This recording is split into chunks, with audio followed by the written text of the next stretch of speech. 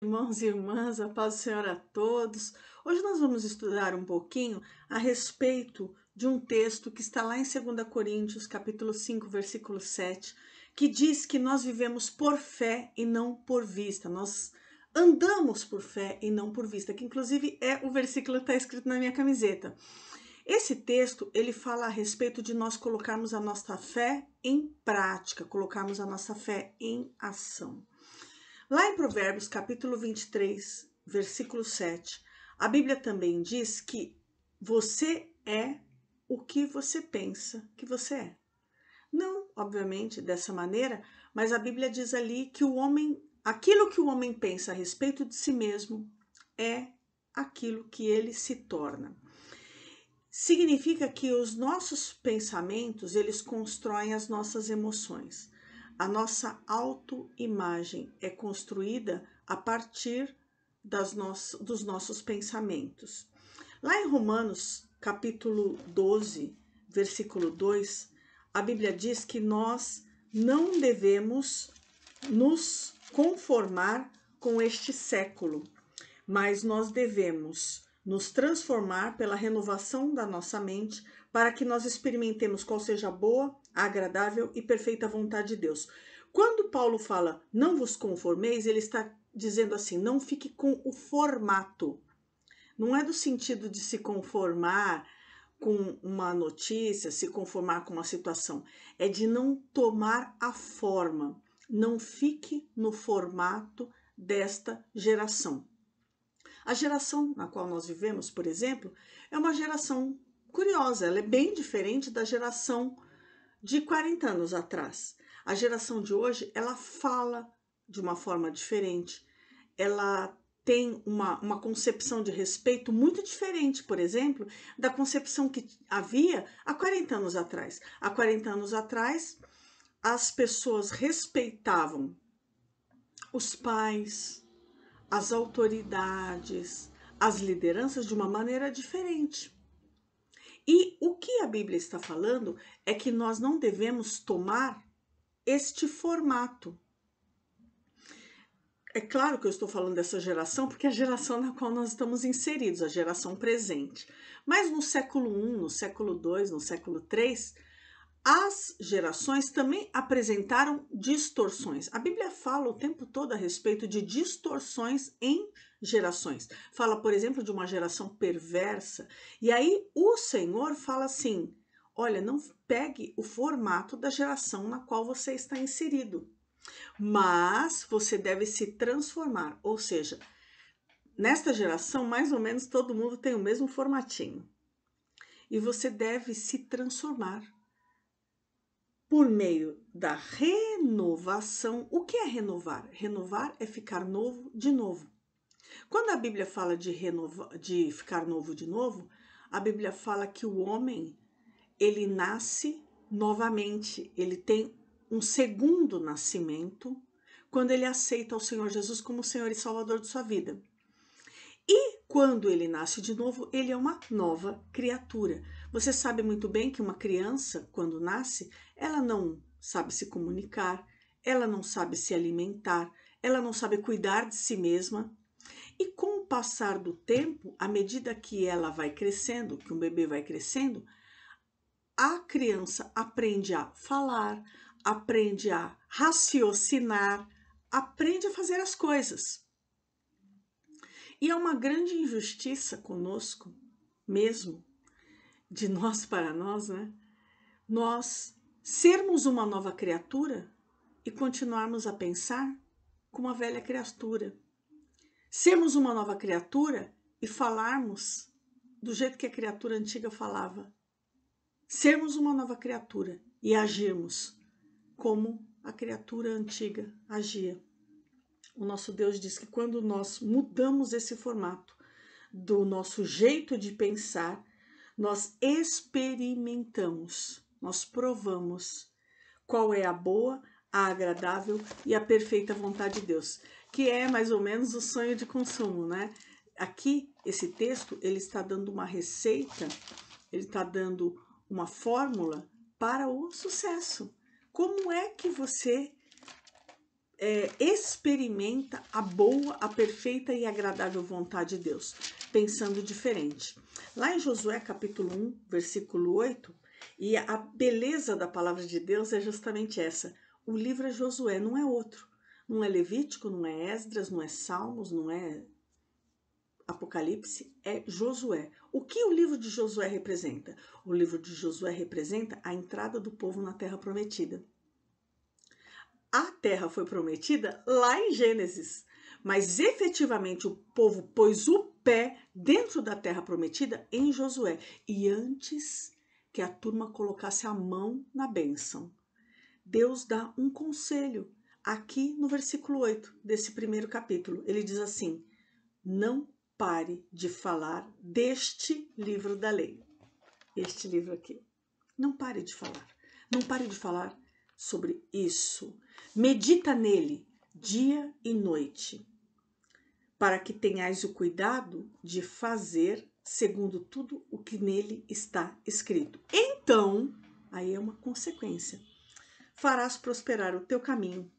Você vai fazer o teu caminho prosperar e será bem-sucedido se falar, meditar e fazer. A Bíblia diz que a boca fala do que o coração está cheio. Muitas vezes o nosso coração está cheio de amargura, cheio de tristeza, cheio de violência, cheio de desconfiança, cheio de idolatria, cheio de pecado. E aí a boca fala. E nesse texto aqui, a Bíblia está dizendo: a tua boca vai falar do que está cheio o teu coração, mas eu estou mandando você falar algo novo, algo diferente. Eu estou mandando você falar das palavras dessa lei. Eu estou mandando você falar o que eu disse que você é, por exemplo. O que a Bíblia diz a respeito de nós? A Bíblia diz que nós somos amados, que nós somos eleitos, que nós somos salvos por Jesus, quando aceitamos a Ele como Senhor, que é dono e salvador da nossa vida. A Bíblia diz que nós somos, sobre todas as coisas, somos vencedores. A Bíblia diz que nós recebemos do Senhor Jesus a paz que ultrapassa todo entendimento, a paz que não é uma paz circunstancial. A Bíblia fala que nós somos eleitos por Deus para irmos, fomos chamados para ir e pregar o Evangelho. A Bíblia fala a respeito de nós muitas coisas. E às vezes a gente diz que Deus não nos chamou para fazer nada. Quando para todos ele disse: ide, vai e prega a boa nova. Dê notícia boa. Deus nos levantou para falarmos a boa notícia. Não para ser boca de peso, boca de desgraça, mas boca de boa nova.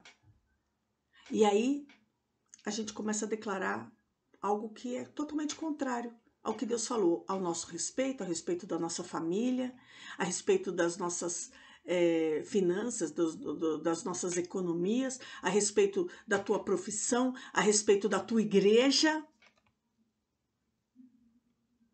O que o nosso Deus está nos ensinando aqui é que nós não devemos falar tudo que vem à nossa mente.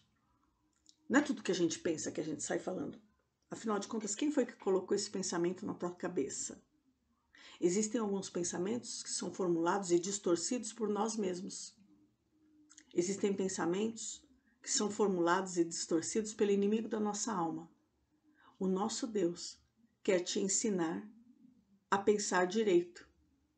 E ele diz que você começa a pensar direito quando você fala. Percebe essa fórmula? A fórmula do sucesso é falar o que Deus manda falar. É pensar dia e noite no que Deus manda pensar. No que você pensa dia e noite? O que é que você fala dia e noite? O que é que você faz dia e noite? Se você fala, o primeiro passo é falar. Não, mas eu ainda não entendo, eu não creio. O primeiro passo é falar. O segundo passo é pensar. O terceiro passo é agir, conforme você falou e pensou.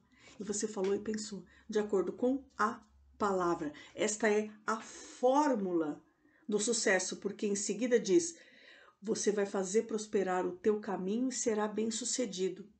Lá no Salmo 1, a Bíblia fala algo muito parecido, que bem-aventurado é o homem que... E aí dá uma lista de coisas que ele não faz, dá uma lista de coisas que ele faz e depois diz: tudo quanto ele faz é bem-sucedido, porque ele não faz certas coisas e faz outras coisas. Esses 3 versículos, Romanos 12:2, o capítulo 1 de Salmos e o versículo 8 do capítulo 1 de Josué, falam exatamente da mesma coisa. Falam de ser bem-sucedido. Falam de sucesso. Esses 3 textos, eles falam da fórmula de sucesso. E o Senhor Deus, ele, quando fala de fé, como a gente começou estudando sobre fé, ele nos ensina que a fé não mudou. Ela continua sendo a convicção de coisas que não se veem. Então, se você estiver com dor, fale o que a Bíblia fala a respeito de dor. Por exemplo, a Bíblia fala que certamente Ele levou sobre si as nossas enfermidades e as nossas dores. A dor era nossa, a enfermidade era nossa. Ele levou, certamente, com certeza. É verdade isso que está sendo dito. Quando a Bíblia fala sobre medo, ou quando a gente sente medo, nós devemos pensar no que a Bíblia fala sobre medo. Quando a gente sente que está em perigo, quando a gente sente que está abandonado, quando a gente sente que a gente está ficando cada dia mais triste, a Bíblia tem palavra que fala justamente sobre esses assuntos. E é disso que nós devemos nos ocupar. Ao invés de declarar, eu estou ficando sozinho, eu fui abandonado, nós devemos declarar, o meu Deus está comigo todos os dias, o meu Deus não me abandona, o meu Deus é como um muro ao meu redor. A palavra do Senhor, ela está nos ensinando essa fórmula e ela está nos dizendo que a fé, ela tem uma linguagem. A fé, muito mais do que atitude, antes das atitudes de fé, existe uma maneira que a fé se comunica. A linguagem da fé é a linguagem da confissão da palavra. Quando nós confessamos, quando nós falamos, quando nós expressamos, não, mas eu ainda não estou vendo. Então, fale, porque isso vai influenciar a tua maneira de pensar. A mente está ligada ao coração. A mente é a alma. Quando a Bíblia fala de coração, ela está falando de alma, de mente, de vontade, de sentimento, de decisões. A gente fala, muda a nossa decisão, muda o nosso sentimento, muda a nossa mente, muda a nossa vontade. E aí a gente vai fazer aquilo que o nosso Senhor está indicando na palavra. E assim nós teremos sucesso em todo o nosso caminho. Isso não é um discurso triunfalista. O nosso Deus está falando prosperar em teu caminho. No Salmo 1 fala, tudo o que puser a mão será bem sucedido. Tudo que puser a mão vai ter sucesso. Em Romanos está falando, experimentará a boa, a perfeita e a agradável vontade. Não é algo para depois, é algo para hoje.